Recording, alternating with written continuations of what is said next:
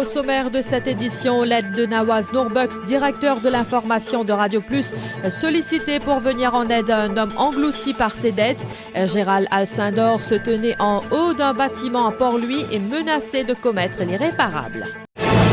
Ils sont soupçonnés de racheter des objets volés chez des particuliers et de les revendre. La police est tombée sur une véritable caverne d'Alibaba à Goodlands.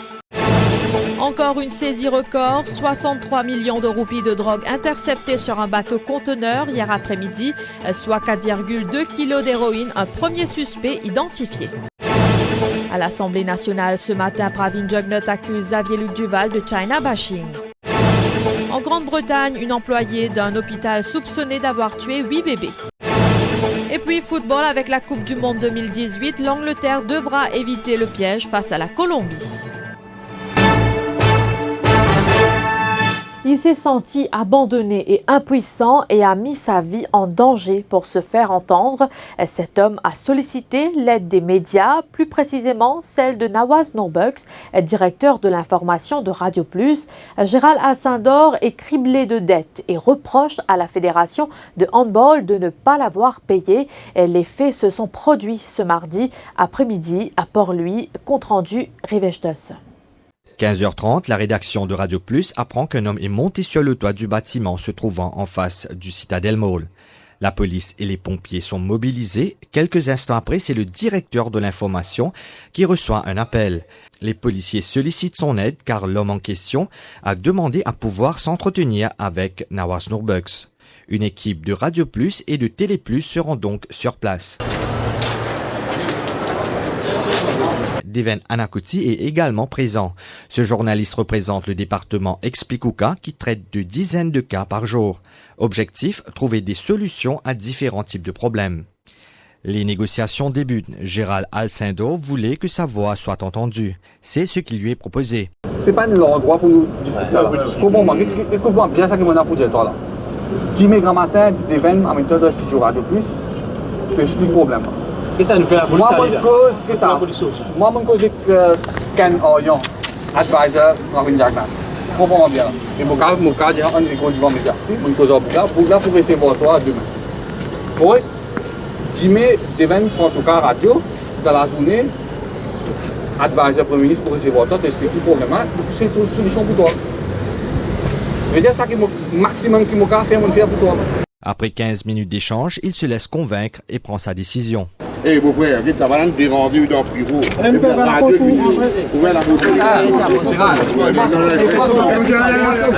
De nombreuses personnes suivaient toute la scène d'en bas et ont accompagné la décision de Gérald Alcindor avec des applaudissements.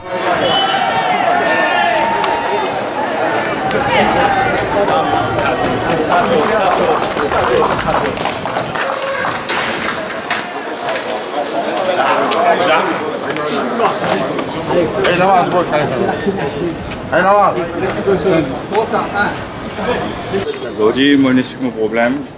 Nawaz Nourbuks, sa parole, Khalil Hussein, sa camarade là.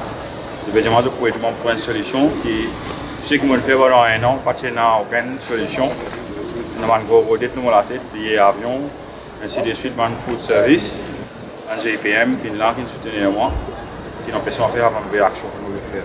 L'équipe pompier qui est là, qui essaie de l'esprit, la police. On a fait le travail dur, pas facile. Des tournements d'affaires et bien sûr, on pense pour la famille. Gérald, j'ai existé pour causer avec moi. Mon ami, mon collègue Deven Anakouti. En fait, nous, ce que nous sommes capables de faire, c'est que nous donner une plateforme pour exposer ce problème. Donc, dès demain matin, Deven, pour aller dans l'émission Explicouka, nous donner l'occasion d'expliquer ce problème. Mon cause personnellement avec Ken Orion, advisor du Premier ministre. Et Ken Orion, financièrement, qui est pour recevoir Gérald, pour écouter, pour essayer de trouver une solution. Donc, ça que dit à Gérald, ça que tu vas faire là, c'était pas ça la solution. La solution se trouve dans le dialogue. Et à partir de maintenant, nous pouvons établir le pont entre Gérald et les autorités. Et nous pouvons faire une plateforme pour exposer ce grief. Et à partir de là, nous espérons qu'il chacun assume ses responsabilités.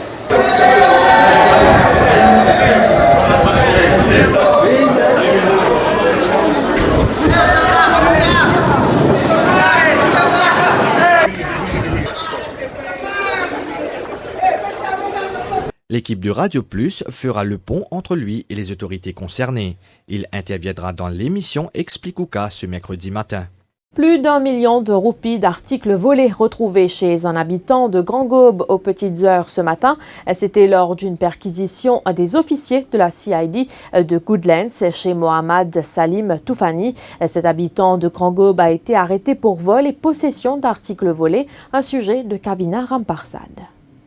L'inspecteur Capo Ganga explique que c'est à la suite de nombreuses plaintes déposées par des habitants de Grand Gobe que cette opération a été menée. Et en connexion, plusieurs vols qui viennent rapporter à Grand Gobe et pas plusieurs déclarants, presque 40-50 cas de vols.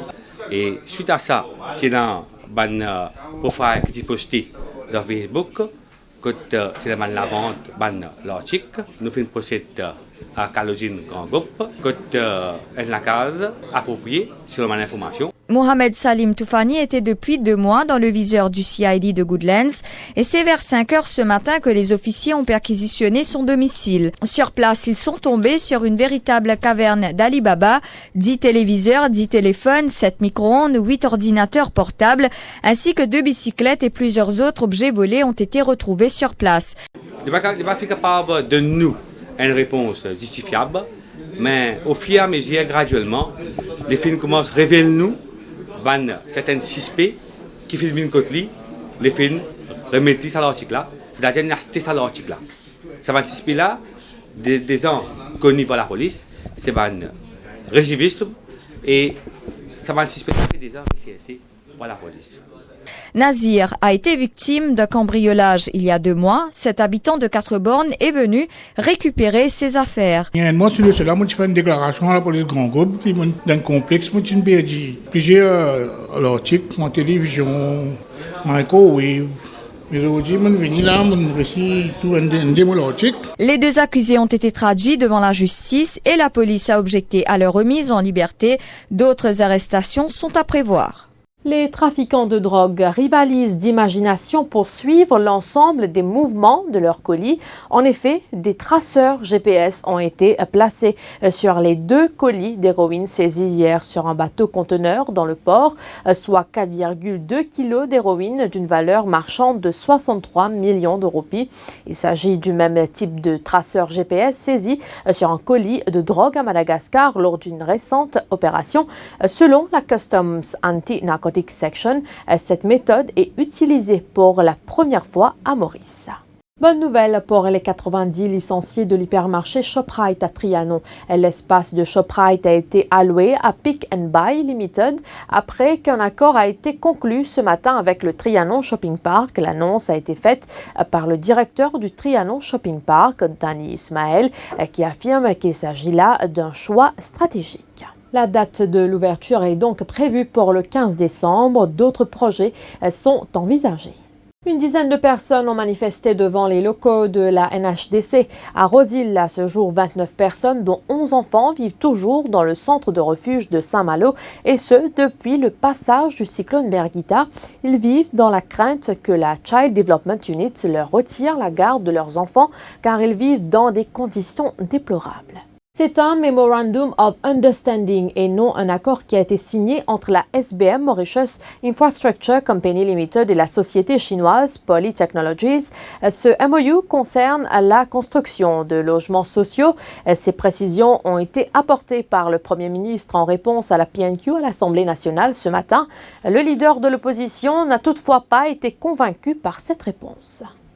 Cet accident de la route à Soupir-Rodrigue ce matin, une fillette de 5 ans a été renversée par une motocyclette alors qu'elle était en route pour l'école. Le motocycliste, qui est policier, a tenté de prendre la fuite après cet incident, mais il a été très vite rattrapé. La fillette, quant à elle, a été admise à l'hôpital de Crèvecoeur. Une enquête est en cours. Une employée d'un hôpital de Chester, dans le nord-est de l'Angleterre, a été arrêtée, soupçonnée d'avoir tué 8 nouveau-nés et tenté d'en tuer 6 autres, a annoncé la police ce mardi. Une enquête avait été lancée en mai 2017 sur la mort de 15 bébés entre juin 2015 et juin 2016 dans une unité néonatale de Countess of Chester Hospital. La police a annoncé avoir arrêté mardi matin une femme, un membre de l'équipe soignante, je vous le disais, donc sans préciser s'il s'agissait d'une infirmière, d'un médecin ou d'une autre profession. L'enquête a depuis été élargie et s'intéresse désormais à la mort de 17 bébés et à 15 malaises de bébés survenus entre mars 2015 et juin 2016. Et puis des dizaines d'hommes nus accroupis sous les yeux des policiers ou alignés, le visage masqué dans un commissariat. Toute l'année 2017, ces photos prises lors des descentes de police dans les clubs pour hommes ont glacé le sang et répandu la peur parmi la communauté homosexuelle d'Indonésie, selon Human Rights Watch, qui a publié ce lundi une enquête sur le sujet. Le harcèlement policier et les discours de haine sont des causes directes de l'explosion des cas de sida parmi les homosexuels. Et maintenant, parlons de la Coupe du monde de football en Russie. Les derniers huitièmes de finale de la Coupe du monde se jouent aujourd'hui. La première rencontre de la soirée a vu la victoire de la Suède face à la Suisse. Les Scandinaves se sont donc qualifiés pour les quarts de finale. Et puis à 22h ce soir, l'Angleterre sera face à la Colombie.